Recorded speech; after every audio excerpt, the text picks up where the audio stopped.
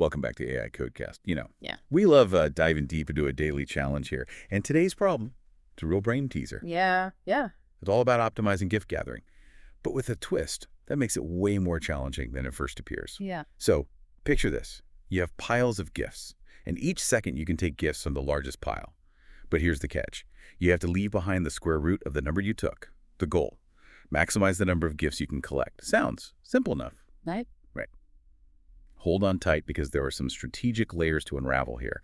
And to help us do that, I've got a resident algorithm aficionado with us, ready to tackle this one with me. Absolutely.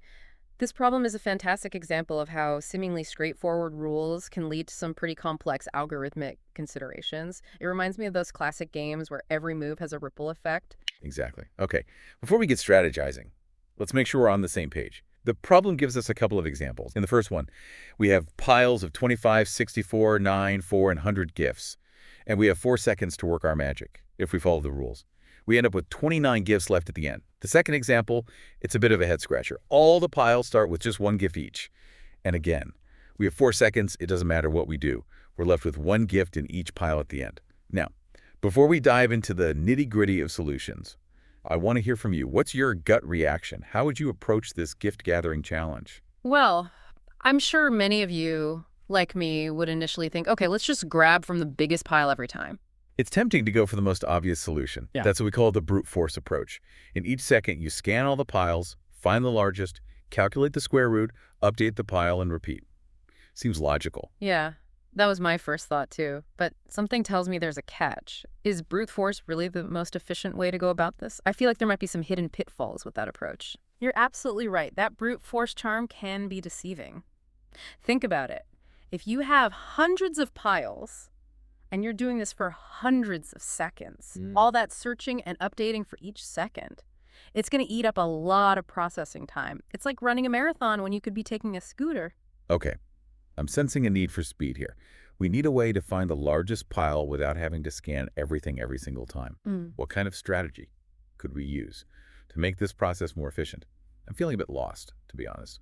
What would be our first step toward a smarter solution? It's all about the right tool for the job. And in this case, the tool is a clever data structure. Think about it. What kind of data structure excels at keeping track of the biggest value and giving you quick access to it? A data structure that's all about maximum values. Is it a sorted array? I remember those being pretty good at keeping things organized. You're on the right track.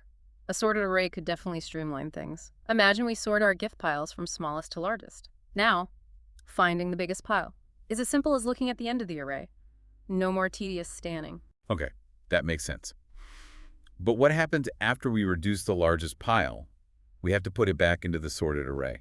And wouldn't that take just as much time as searching through the original piles? Excellent point.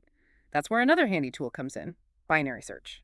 Instead of shifting elements one by one, like a line of dominoes, we can use binary search to pinpoint the right spot for the reduced pile in the sorted array.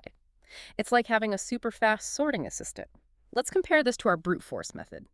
Sorting the array initially takes a bit of time, but each update using binary search only takes about log n steps, where n is the number of piles. That's way better than the n steps needed for brute force, especially as the number of piles grows. I'm starting to see how choosing the right tools can make a huge difference in efficiency. So with the sorted array approach, we're saving a lot of time on those updates. Yeah. But is there a way to be even more efficient, like a data structure specifically designed for handling maximum values, something that's born to do this job? You're reading my mind. And yes, there is. It's called a max heap. Ooh, a max heap. Tell me everything. Think of a max heap like a self-organizing pyramid of gifts, with the biggest gift always at the top.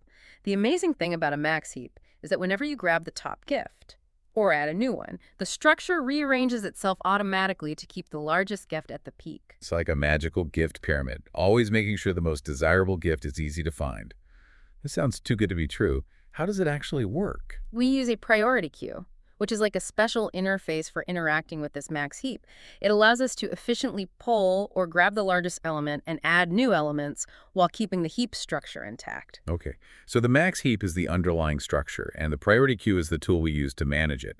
But how does this all translate to our gift gathering problem? Imagine each gift pile is represented by an element in our max heap. The heap automatically keeps the pile with the most gifts at the top, ready to be selected. After we remove gifts from that top pile and apply the square root rule, we reinsert it back into the heap, and it automatically finds its new correct position. This sounds incredibly efficient. But I'm a bit of a visual learner. Can you give me a real-world example of how this max heap concept works? Absolutely. Imagine a hospital emergency room. Patients come in with varying levels of urgency. A max heap is like the triage system the hospital uses to ensure that the most critical cases are always seen first. As patients arrive, they are assessed, and their urgency level determines their position in the heap. The most urgent cases are at the top, and as patients are treated and new ones arrive, the heap rearranges itself to maintain this order of priority. That's a perfect analogy. I can see how that kind of system would be crucial in a fast-paced environment like an emergency room. And it's similar to how our max heap is handling these gift piles, always ensuring the largest is readily available. But how does it compare to the other approaches in terms of efficiency? Building the initial max heap takes about n steps, where n is the number of piles. Then, each time we take the largest pile, reduce it, and put it back, it only takes about log n steps. So overall, it's incredibly efficient, especially for large numbers of piles and operations. It beats both brute force and the sorted array approach. We've gone from a brute force free-for-all to a sorted array, and now to a self-organizing max heap, all in the pursuit of optimizing our gift-gathering strategy. I feel like I've leveled up my algorithm game today. It's amazing what the right data structure can do. It highlights why understanding the strengths of different data structures is so important when designing algorithms. You're right. It's not just about solving the problem, but doing it in the smartest way possible. Yep. So far, the max heap seems to be our champion. But I'm curious, is the choice of the best approach always this clear-cut? Are there situations where the other methods might actually be better? That's a great question. The ideal approach often depends on the specifics of the problem. For example, if the number of operations k is small compared to the number of piles n, even brute force might be acceptable. It's like if you only had a few seconds to grab gifts. And a handful of piles, a quick scan might be all you need. On the other hand, if k is large, or we need to do other things that benefit from a sorted structure, like finding the median pile size, then a sorted array or heap would be more advantageous. So, it's all about analyzing the problem and picking the best tool from our algorithm toolbox. Sometimes a simple hammer is enough, other times we need a power drill. But even with the best tools, sometimes just understanding the problem itself can be tricky. What are some common pitfalls people encounter with this gift-giving challenge? One common mistake is not fully grasping the square root operation and how it affects the pile sizes. We're taking the floor of the square root, which means rounding down to the nearest whole number. So, the square root of 9 is 3, but the square root of 10 is also 3, because we round down the... That's a subtle but important detail. So even a big pile can shrink significantly if it's not a perfect square. Exactly. And that's where the strategy comes in. It's not always about grabbing from the absolute largest pile, but considering how that pile will change in future turns. It's like chess. You have to think several moves ahead. Speaking of thinking ahead, another thing that tripped me up initially was the idea of choosing any of the largest piles if there are multiple with the same number of gifts. Does it actually matter which one we pick? Another great question, and that highlights the importance of paying attention to the problem statement. In this case, it doesn't matter which of the equal largest piles we choose, the outcome will be the same, because we're only focusing on the final total number of gifts remaining. Whoa, that's a relief. For a minute, I thought I was missing some crucial optimization by not being picky about equal piles. It's always good to clarify those details, Yeah. but in this scenario, the problem gives us a bit of flexibility. Okay, so we've covered brute force, sorted arrays, and the mighty max heap. We've also talked about some potential pitfalls and clarified some finer points of the problem, but I'm still curious. How could we have figured out the max heap approach without knowing about it beforehand? What if we were just starting to explore this problem and didn't have that knowledge in our toolbox? That's a fantastic challenge. Let's put ourselves in those shoes. If we're starting with the brute force method, the bottleneck is that repeated search for the largest element. So the goal is to minimize that searching as much as possible. Okay, so instead of scanning all the piles every time, maybe we could try to keep track of the largest one somehow. Like, remember its location so we don't have to search from scratch. Precisely. What if we had a variable to store the index of the largest pile? We could initialize it to the first pile, and then as we scan the array, update that variable whenever we find a bigger pile. Interesting. So we'd still scan the entire array initially, but for later operations, we'd have a shortcut. starting with a pile at the stored index. If it's still the biggest, fantastic. But what if it's not the largest anymore? That's where this strategy hits a snag. If the pile at our stored index is no longer the largest, it means the largest pile has changed somewhere in the array. We'd have to go back to scanning the whole thing to find the new largest pile and update our index. So, this optimization works great if the largest pile stays the same. But it's not a perfect solution. It feels like we're on the right track, getting closer to the idea of a max heap. But there's still a piece missing. You're absolutely right. The missing piece is a way to automatically maintain the order of the piles as we reduce them. We need a structure that adapts dynamically, so we don't have to keep resorting or rescanning. And that's where the brilliance of the max heap shines. It handles all the internal reordering for us, always ensuring the largest element is ready and waiting at the top. It's fascinating how we started with a simple optimization and ended up at this self-organizing data structure.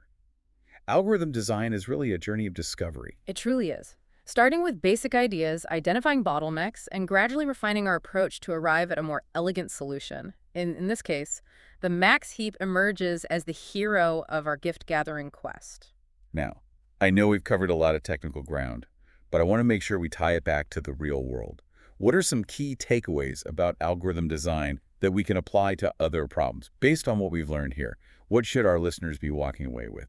I think one of the biggest takeaways is that the choice of data structure can dramatically impact the efficiency of your algorithm. Yeah.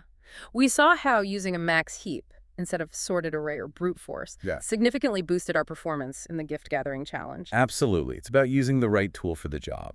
A max heap was perfectly suited for managing those maximum values. Another important insight is understanding the problem constraints and using any flexibility to your advantage. Remember how we realized it didn't matter which equal-sized pile we chose? Yeah. That simplified things. Exactly. Sometimes. The problem statement itself gives clues on how to optimize your solution. But it's also crucial to remember that algorithm design is iterative. We didn't just leap to the max heap solution right away. Right. We started with a simple approach, identified its limitations, and gradually refined our thinking. It was a journey, just like real-world problem solving. But speaking of the real world, I'm curious about where else we see these max heap concepts in action. It can't just be about optimizing gift gathering. Right. You're absolutely right. Max heaps or priority queues are surprisingly common in computer science and beyond. They pop up anywhere you need to efficiently manage a set of prioritized items. Okay, so not just gifts. Give me some examples. Where else do we see this prioritizing elements concept? Let's start with something you probably use every day, your operating system. Task scheduling in operating systems often relies on priority queues, processes with higher priority, like critical system functions or user interactions, get executed first. So my computer has its own gift-giving algorithm, deciding which tasks are most important. Exactly. And it's not just operating systems. Think about network routers handling internet traffic. They often use priority queues to ensure time-sensitive data, like video streaming or online gaming, gets routed with minimal delay. So smooth streaming and lag-free gaming might be thanks to max heaps. That's pretty cool. It is. And it goes even further. In healthcare, priority queues can manage patient waiting lists, ensuring those with more urgent needs are seen first. Wow. So max heaps are literally helping save lives. I'm starting to see how widespread and important these concepts are. And here's an example closer to software development, graph algorithms. Dijkstra's shortest path algorithm, used in navigation systems and network routing, often relies on priority queues to efficiently manage nodes and edges. So even when I'm using my phone's GPS, I might be benefiting from max heaps. You got it. It's all connected. And this is just the tip of the iceberg. Max heaps and priority queues are fundamental concepts with applications in finance, artificial intelligence, and even game development. It's amazing how these seemingly abstract concepts from computer science are woven into so many parts of our lives. And it's not just about understanding how these concepts work in isolation, but also recognizing the connections between them. We've seen how the idea of sorting, which we explored with the sorted array approach, is related to the concept of a heap, even though they might seem like separate things at first glance. It's like all these pieces of knowledge are interconnected, forming a bigger picture of computer science understanding. Exactly. And as you explore the world of algorithms and data structures, you'll start to see these patterns and connections more clearly. It's a fascinating journey. This deep dive has been incredibly insightful. We started with a seemingly simple gift-giving challenge and ended up exploring the far-reaching applications of max heaps in everything from operating systems to healthcare to navigation systems. We've seen how choosing the right data structure can make or break an algorithm's efficiency, and we've touched on the importance of understanding problem constraints and the iterative nature of algorithm design. So, for all you listeners out there, I hope you've come away from this episode with a new appreciation for the power of Max Heaps and the broader world of computer science. And remember, the next time you're using your phone, streaming a video, or even just navigating traffic, take a moment to appreciate the hidden algorithms and data structures working behind the scenes to make it all possible. Thank you for joining us on AI.Code.Cast. Until next time.